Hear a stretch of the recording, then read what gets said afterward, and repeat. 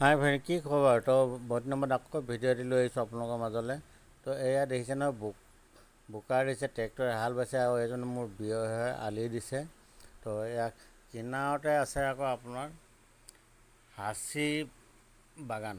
হাঁচি বাগানো আছে, তাৰপিছতে চাহ বাগানো হয়। চাহ বাগানৰ মাজত বেলেগ গছ নাই, অকল হাঁচি গছ ৰুই থোৱা আছে।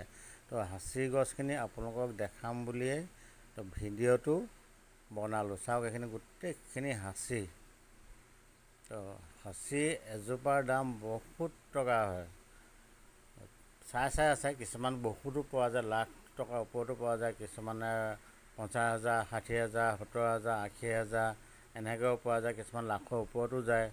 তো সেইবুলিয়ে বোলো ভিডিঅ' এটা কৰোঁ, কৰি পিনে আপোনালোকক দেখাওঁ।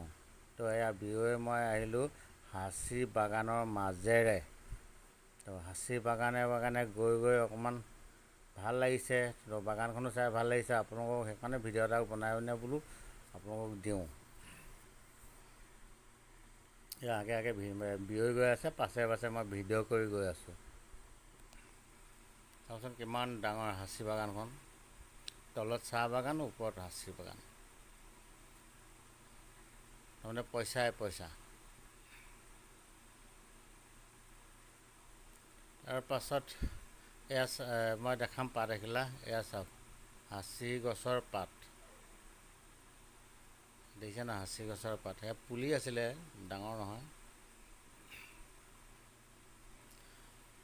তো ইয়াৰ বেক চাইডে আছে আপোনাৰ বিষ্ণু দল আৰু দেৱী দল। ইয়াতো সোমালোহি, আহি পিনে বৰ ভাল লাগিলে। তো অকণমান ভিডিঅ' কৰি দিলোঁ। তো থেংক ইউ, বাই।